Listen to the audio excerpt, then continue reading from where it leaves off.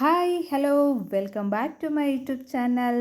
ಇವತ್ತು ನಾನು ಇಡೀ ಬದನೆಕಾಯಿ ಸಣ್ಣ ಸಣ್ಣ ಬದನೆಕಾಯಿ ಕರಿನ ಹೇಗೆ ಮಾಡೋದು ಅಂತ ಹೇಳಿ ನನ್ನ ಸ್ಟೈಲಲ್ಲಿ ತೋರಿಸ್ಕೊಡ್ತಾ ಇದ್ದೀನಿ. ಬನ್ನಿ, ಮೊದಲನೇದಾಗಿ ನಾವು ಪಾತ್ರೆಯನ್ನು ತಗೊಂಡು ಅದಕ್ಕೆ ಸ್ವಲ್ಪ ಆಯಿಲನ್ನು ಹಾಕಿ ಶೇಂಗಾನ ಚೆನ್ನಾಗಿ ಹುರ್ಕೋಬೇಕು. ಸಣ್ಣ ಉರಿಯಲ್ಲಿ ನಿಧಾನವಾಗಿ ಕೆಂಪಾಗುವವರೆಗೂ ಚೆನ್ನಾಗಿ ಹುರ್ಕೋಬೇಕಾಗುತ್ತೆ. ಇದರಲ್ಲಿರುವಂಥ ಹಸಿ ವಾಸನೆ ಎಲ್ಲ ಹೋಗಿರಬೇಕು. ಹಾಗೆ ನಿಧಾನಕ್ಕೆ ಕೈ ಆಡಿಸ್ಬೇಕು. ಹಾಗೆ ಇದಕ್ಕೆ ಪುಟಾಣಿನ ಹಾಕಬೇಕು. ಪುಟಾಣಿ ಅಥವಾ ಬೆಳ್ಗಡಲೆ ಏನಾದರೂ ಹೇಳ್ತಾರೆ, ಅದನ್ನು ಹಾಕಬೇಕು. ಆಮೇಲೆ ಸ್ವಲ್ಪ ನಾಲ್ಕು ಗೋಡಂಬಿಯನ್ನು ಹಾಕ್ತಾಯಿದ್ದೀನಿ.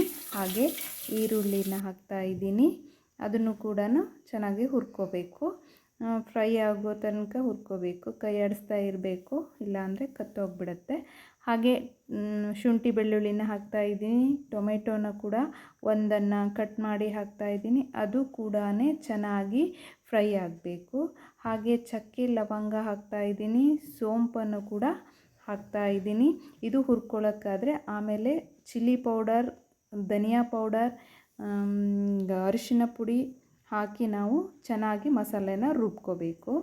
ನೆಕ್ಸ್ಟು ಬದನೆಕಾಯನ್ನು ವಾಶ್ ಮಾಡಿಕೊಂಡು 4 ಹೋಳುಗಳಾಗಿ ಕಟ್ ಮಾಡಿ ಅದರಲ್ಲಿ ಹುಳ ಇದೆಯೋ ಏನೋ ಅಂತ ಹೇಳಿ ಚೆಕ್ ಮಾಡ್ಕೋಬೇಕು. ಎಲ್ಲದನ್ನು ಕಟ್ ಮಾಡಿಕೊಂಡು ಮಾಡಿರುವಂತಹ ಮಸಾಲೆನ ಅದರೊಳಗಡೆ ತುಂಬಬೇಕು. ಎಷ್ಟಾಗುತ್ತೋ ಅಷ್ಟು ಮಸಾಲೆಯನ್ನು ಒತ್ತಿ ತುಂಬಬೇಕು. ಎಲ್ಲ ಒಂದು ಸರಿ ತುಂಬಿ ಇಟ್ಕೊಂಡು ಆಮೇಲೆ ಇದಕ್ಕೆ ಬೇಕಾಗಿರುವಂತಹ ಒಗ್ಗರಣೆನ ಮಾಡ್ಕೋಬೇಕಾಗತ್ತೆ.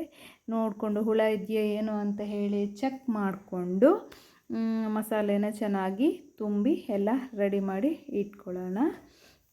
ಇವಾಗ ನೋಡಿ, ಎಲ್ಲದು ತುಂಬ ಆಯಿತು. ಇವಾಗ ಒಂದು ಪಾತ್ರೆಗೆ ಎಣ್ಣೆಯನ್ನು ಹಾಕಿ, ಯಾವ ಎಣ್ಣೆನಾದರೂ ಹಾಕ್ಬೋದು. ಕೊಬ್ಬರಿ ಎಣ್ಣೆ ಆದರೆ ತುಂಬ ಚೆನ್ನಾಗಿ ಟೇಸ್ಟ್ ಬರುತ್ತೆ. ಎಣ್ಣೆ ಹಾಕಿ ಅದು ಕಾದ್ಮೇಲೆ ಸ್ವಲ್ಪ ಜೀರಿಗೆನ ಹಾಗೆ ಸಾಸಿವೆನ ಹಾಕಿ ಆಮೇಲೆ ಕರಿಬೇವು, ಈರುಳ್ಳಿನ ಹಾಕಿ ಚೆನ್ನಾಗಿ ಫ್ರೈ ಮಾಡಿಕೊಂಡು ತುಂಬಿರುವಂತಹ ಮಸಾಲೆ ಬದನೆಕಾಯಿನೆಲ್ಲ ಹಾಕಿ ಉಳಿದಿರೋವಂಥ ಮಸಾಲೆನೂ ಅದರ ಮೇಲ್ಗಡೆ ನಾವು ಹಾಕಬೇಕಾಗತ್ತೆ. ನಾವು ಎಷ್ಟು ಬೇಕಷ್ಟು ನೀರನ್ನು ನೋಡಿಕೊಂಡು, ಕರಿ ಅಲ್ವಾ, ತುಂಬ ನೀರೇನು ಬೇಕಾಗಲ್ಲ, ಸ್ವಲ್ಪ ನೀರನ್ನು ಹಾಕಿ ನೋಡಿಕೊಂಡು ನೀರನ್ನು ಹಾಕಬೇಕಾಗತ್ತೆ. ಹಾಕಿ ಅದನ್ನು ಸ್ವಲ್ಪ ಕುದಿಯೋದಕ್ಕೆ ಬಿಡೋಣ. ಸ್ವಲ್ಪ ಕೈ ಆಡಿಸೋಣ. ಹಾಗೆ ಇರೋದ್ರಿಂದ ಕೆಳಗಡೆ ಆಯಿಲೆಲ್ಲ ಇದೆ ಅಲ್ವ, ಎಲ್ಲ ಕಡೆ ಮಿಕ್ಸ್ ಆಗಲಿ.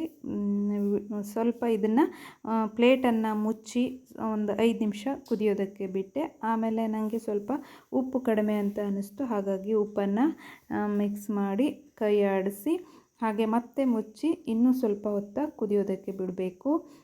ಬದನೆಕಾಯಿ ತುಂಬ ಸಣ್ಣದಾಗಿ ಹಣ್ಣಾಗಿ ಬೆಂದಿರಬೇಕು. ಇಲ್ಲ ಅಂತ ಅಂದರೆ, ಸರಿಯಾಗಿ ಬೆಂದಿಲ್ಲ ಅಂತ ಅಂದರೆ ಮಕ್ಕಳಿಗೆಲ್ಲ ಇಷ್ಟನೇ ಆಗಲ್ಲ ತಿನ್ನೋದಕ್ಕೆ. ಹಾಗಾಗಿ ಇದ್ರ ನೀರಿನ ಅಂಶನೂ ಸ್ವಲ್ಪ ಆರಿ ದಪ್ಪಗಾಗಿ ಕರಿ ಆಗೋ ತನಕ ಚೆನ್ನಾಗಿ ಕುದಿಸ್ಬೇಕು. ನೋಡಿಕೊಂಡು ಕೈ ಆಡಿಸ್ತಾ ಇರಬೇಕು. ತಳ ಹತ್ತೋಗೋ ಅಂತಹ ಸಂದರ್ಭವೂ ಇರುತ್ತೆ ಅಲ್ವ. ಹಾಗಾಗಿ ನೋಡಿ, ಇವಾಗ ರೆಡಿಯಾಗಿದೆ. ಚಪಾತಿ ಜೊತೆ ತುಂಬಾ ಚೆನ್ನಾಗಿರುತ್ತೆ. ನೀವು ಮನೇಲಿ ಒಂದ್ಸರಿ ಟ್ರೈ ಮಾಡಿ, ನನಗೆ ಸಪೋರ್ಟ್ ಮಾಡಿ, ಸಬ್ಸ್ಕ್ರೈಬ್ ಮಾಡಿ, ಶೇರ್ ಮಾಡಿ. ಬಾಯ್.